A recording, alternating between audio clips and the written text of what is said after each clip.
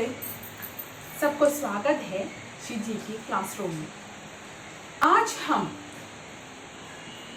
हमारे 10वीं कक्षा के नए पाठ पढ़ने जा रहे हैं।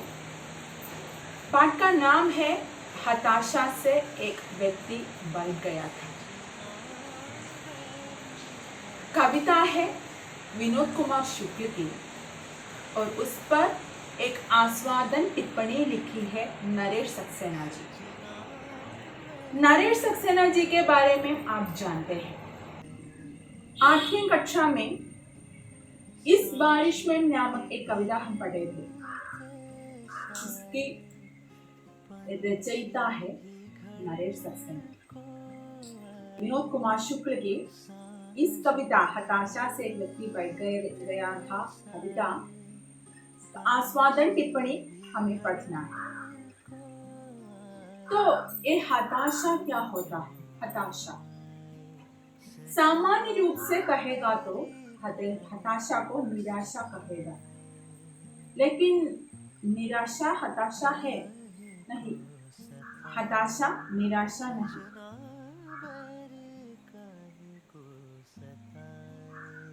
हताशा का मतलब होता है डिप्रेशन। डिप्रेशन क्या होता है? आप लोग जानते हैं डिप्रेशन क्या होता है? वो सिर्फ निराशा नहीं होता। अगर किसी बात पर हम निराश होगा तो अपने आप हम संभाल जाएंगे, यानी कि दूसरों के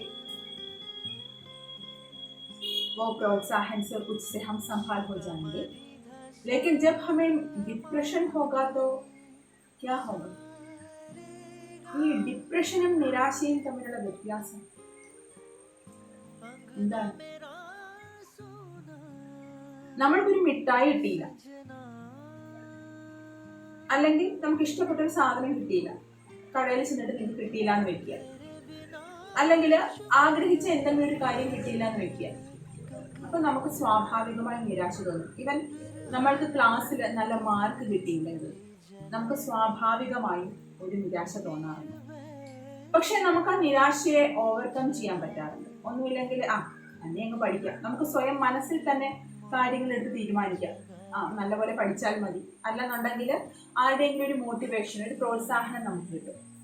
അപ്പോൾ നമുക്ക് ആ നിരാശയിൽ നിന്ന് നമുക്ക് കരകയറാൻ പറ്റും. പക്ഷെ ഡിപ്രഷൻ എന്ന് പറയുന്ന ഒരു ഭാവം അതല്ല. ഡിപ്രഷൻ എന്ന് പറഞ്ഞാൽ നിരാശയുടെ അങ്ങേ അറ്റമാണ്, അതിന്റെ അറ്റത്തെ പീക്ക് പോയിന്റ് ആണ്. അവിടുന്ന് പിന്നെ അങ്ങോട്ട് വലിയൊരു അഗാധമായ താഴ്ച മാത്രമേ ഉള്ളൂ. എത്രയോ പേർ ആ താഴ്ചയിലേക്ക് വീണുപോയി കഴിഞ്ഞിരിക്കുന്നു. ആ താഴ്ചയിൽ നിന്ന് അവർ കരകയറാൻ ശ്രമിക്കുന്നുണ്ട്, പക്ഷെ അവരെ കേൾക്കാൻ ആരുമില്ല. ഡിപ്രഷനിൽ പറ്റിപ്പോകുന്ന അതാണ്, അവരെ കേൾക്കാൻ ആരുമില്ലാതാകുന്നു. അവരെ കേൾക്കാൻ ഒരാളുണ്ടെങ്കിൽ, അവരുടെ മാനസികാവസ്ഥ എന്താണെന്ന് മനസ്സിലാക്കാൻ ഒരാളുണ്ടെങ്കിൽ, ഒരുപക്ഷെ അവരുടെ ചെറിയ ചിരി മതിയാകും അവരതിൽ നിന്ന് കരകയറ്റി കൊണ്ടുവരാനായിട്ട്. നമ്മൾ തന്നെ ആ കട്ടപ്പനയിലെ ഹൃതിക് റോഷൻ ഫിലിമിൽ കണ്ടതാണ്.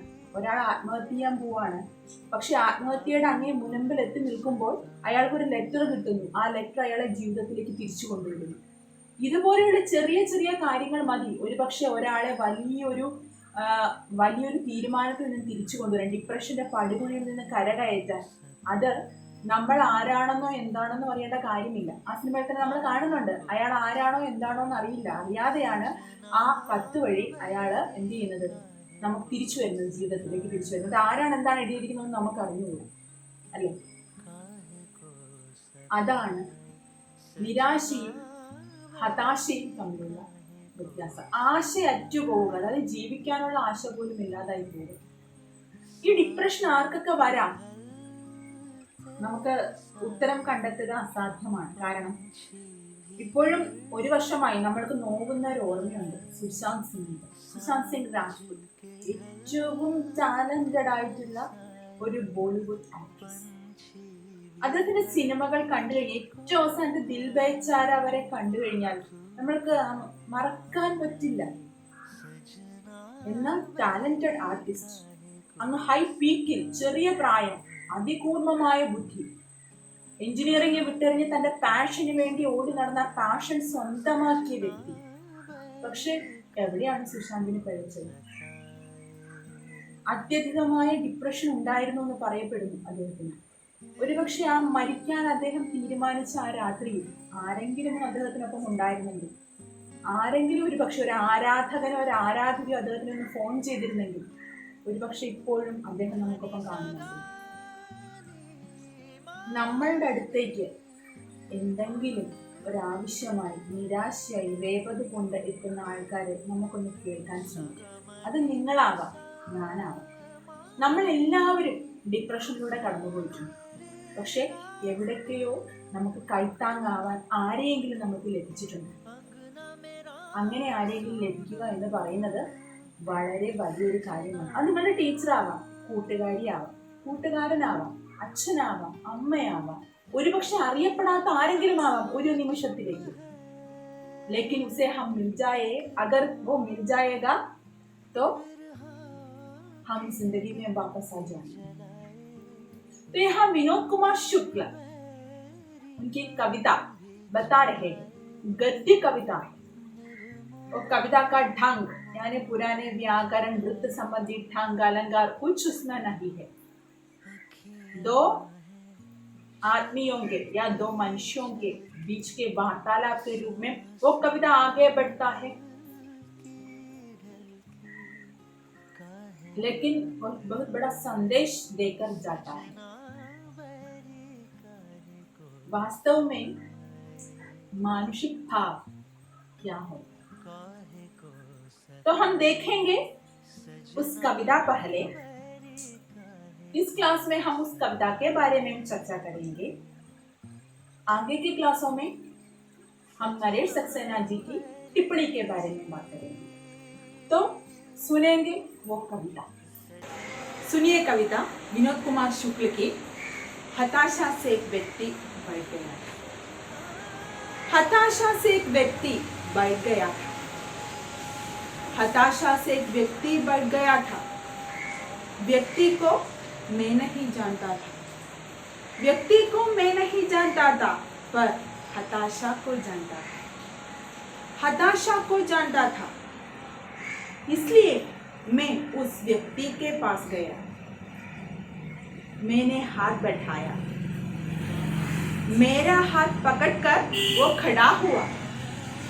व्यक्ति को मैं नहीं जानता था, हताशा को जानता था। मैं उस व्यक्ति के पास गया, उसे मैं नहीं जानता था। मैंने हाथ बढ़ाया, मेरे हाथ पकड़कर वो खड़ा हो गया। मुझे वह नहीं जानता था, मेरे हाथ बढ़ाने को जानता था। मुझे वह नहीं जानता था, मेरे हाथ बढ़ाने को जानता था।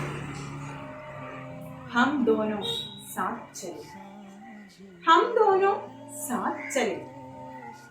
दोनों एक दूसरे को नहीं जानता था।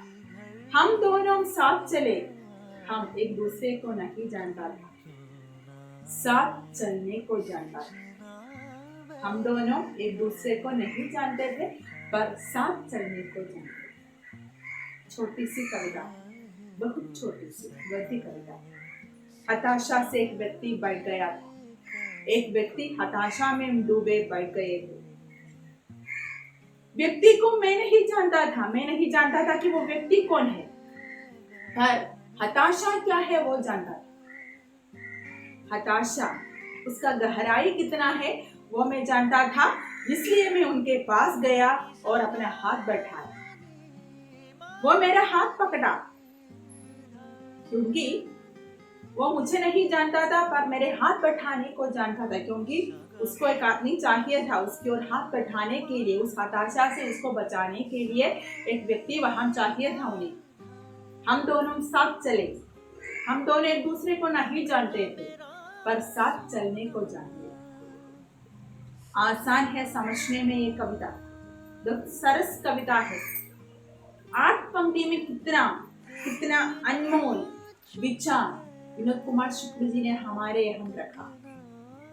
तो कविता ध्यान से पढ़िए और कविता का विश्लेषण जो नरेश सक्सेना जी करते हैं वो हम अगली क्लास में पढ़ेंगे। तब तक के लिए अलविदा, नमस्ते, बाय फ्रॉम सीरीज।